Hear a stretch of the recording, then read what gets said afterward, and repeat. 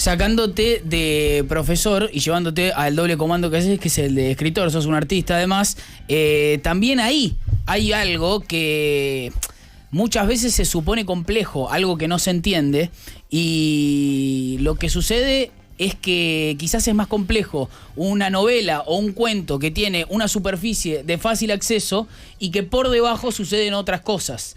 Me gustaría que cuentes un poco por qué una novela o un cuento es más que su trama. O sea, que no es que cuando uno conoce el argumento de algo o cómo termina ese algo, no necesariamente se terminó la relación de uno con la obra, sino no existirían los clásicos. Absolutamente. Lo que decías además me hacía acordar a un clásico, pero de la crítica literaria y de alguien que fue un gran crítico literario, un gran novelista, un gran cuentista y un gran profesor, que fue Ricardo Piglia, con quien yo cursé en la facultad, además de leerlo, obviamente, y leer sus ensayos con mucha admiración, que es un artículo conocido en el circuito de la crítica literaria, que se llama Tesis sobre el cuento, que tiene esa idea, que todo cuento hay dos historias. Una es la que transcurre en superficie y hay una historia secreta.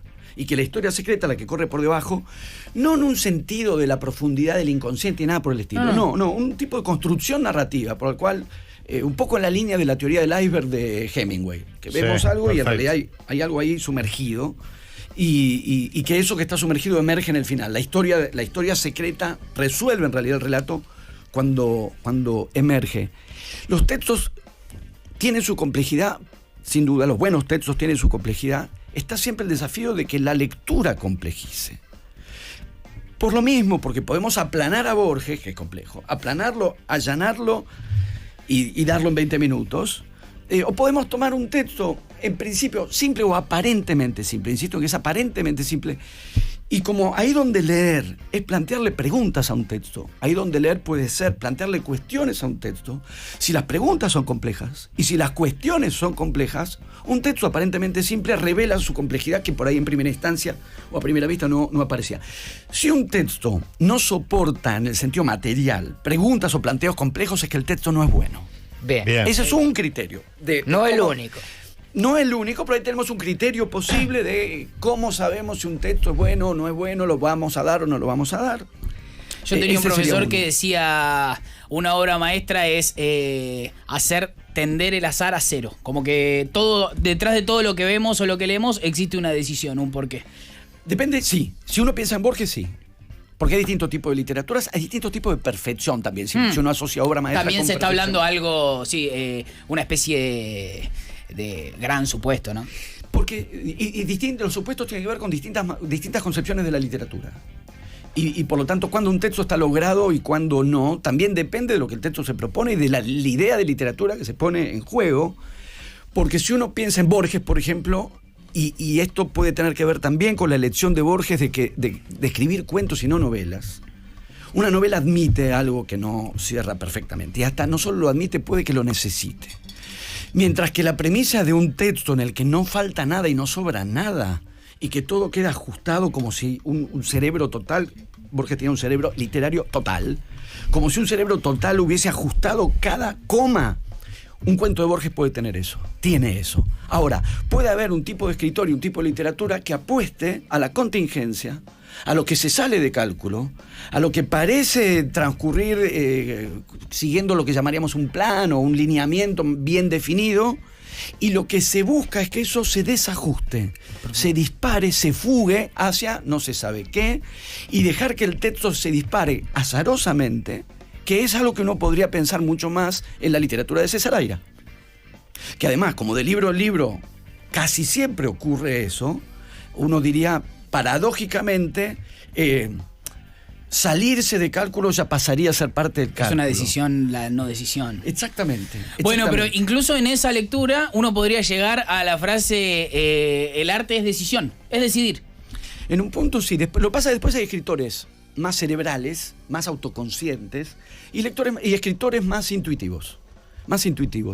Y alguien puede, vuelvo a pensar en Aira, decidir la improvisación. Parece paradójico y en el fondo no lo es, porque los músicos de jazz lo hacen.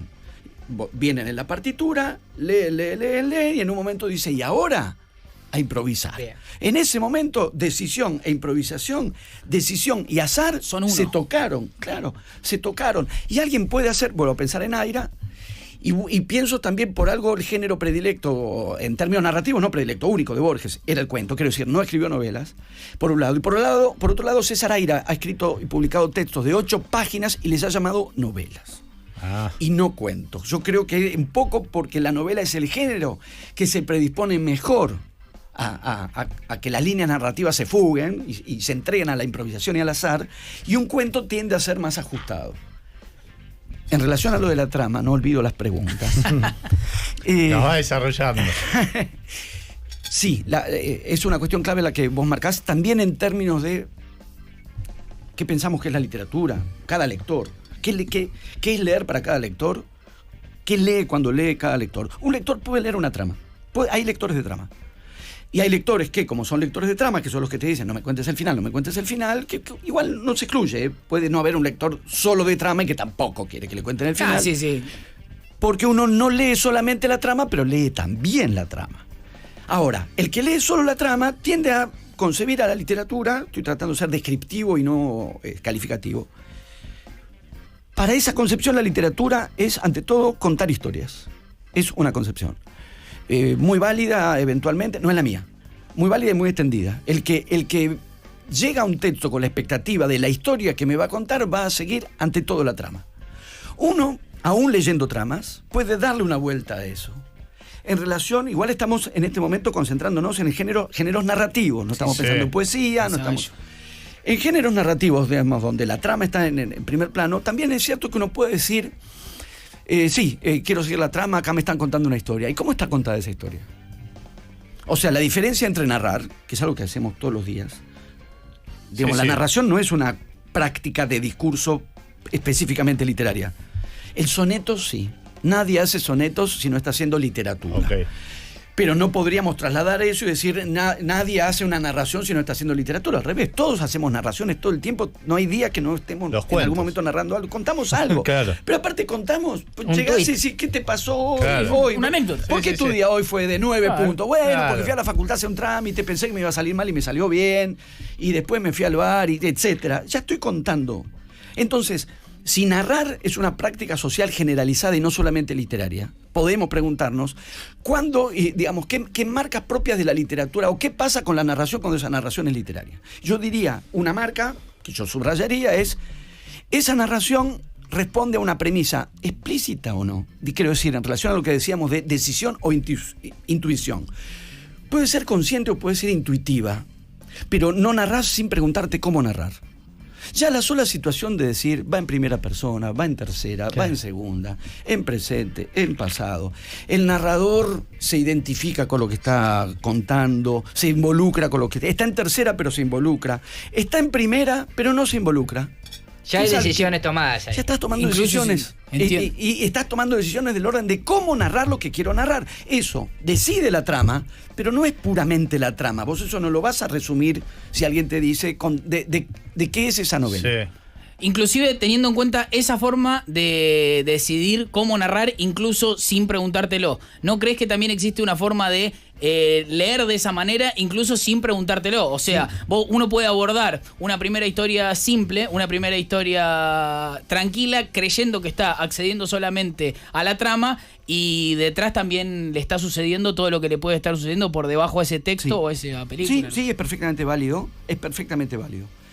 Solo que hay un punto en el que, y vuelvo a pensar, escuela secundaria, pero porque estoy pensando en la escuela secundaria, que es el lugar donde enseñamos literatura para aquellos que quizás no vayan a profundizar en el tema. Sí, exacto. Yo en la facultad, uno da clase en la facultad y son a gente que quiere ir a... Se eligió la literatura, después van a seguir lingüística o lenguas clásicas, o por ahí son de historia y están cursando una materia de literatura, pero eligieron estar ahí.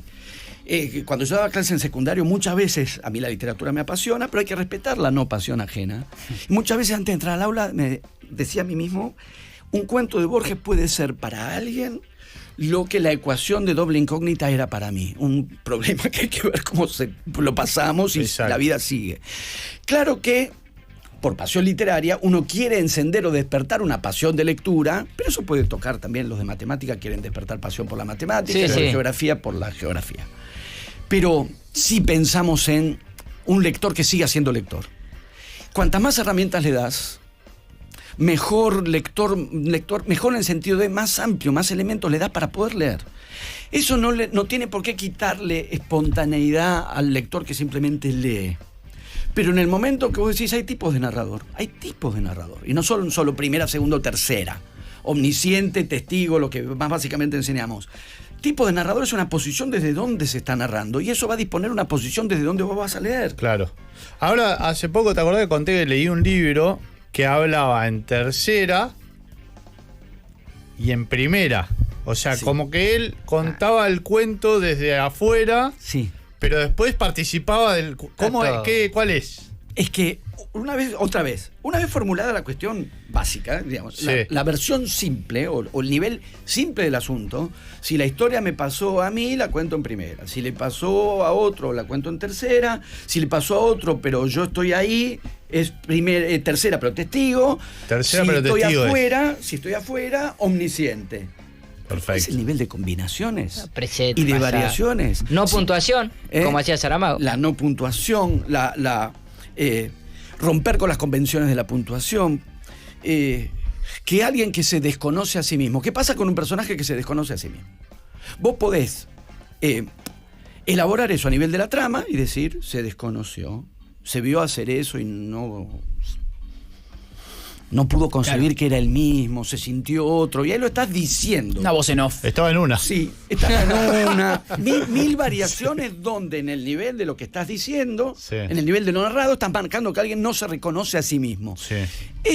Ese no reconocerse a sí mismo, además de indicarlo o de explicitarlo en lo narrado, lo podés producir en la narración. Entonces, si vos la narración la haces oscilar entre la primera y la tercera del mismo, alguien que dice de sí mismo yo y a veces dice, esa situación de reconocerse y desconocerse, de estar en su lugar y de salirse de su lugar, no la estás simplemente designando, la estás produciendo. Claro. Incluso hablaría de una confianza con el lector, decidir hacerlo de esa manera y no aclararlo, ¿no? Entonces el lector puede entenderlo o no, en el sentido de, bueno, esta es la estrategia, pero vos estás leyendo que primera y que tercera, alguien puede decir, no, pero no entiendo quién narra. Claro. Herramientas, es decir, es siempre el mismo personaje. Y si es siempre el mismo personaje, ¿por qué a veces está en primera y a veces está en tercera? Porque a veces coincide consigo mismo y a veces se ve a sí mismo como si fuera otro. Eso es dar herramientas para que alguien lea, y probablemente en un texto que hace eso y te perderías si no entiendo qué pasa, porque hay un momento que entonces ya no entendés qué pasa. Claro. Si tenés herramientas para ver que además de enseñar 3 tipos de narrador, omnisciente, testigo, protagonista, empezás a ver después la complejidad de las combinaciones y variaciones posibles, que son potencialmente infinitas, así como se abren infinitas posibilidades para la narración literaria, se abren infinitas posibilidades de disfrute de la lectura. Claro. Potencialmente disfrute. Después alguien puede decir, a mí esto me embola, a mí dame un solo narrador.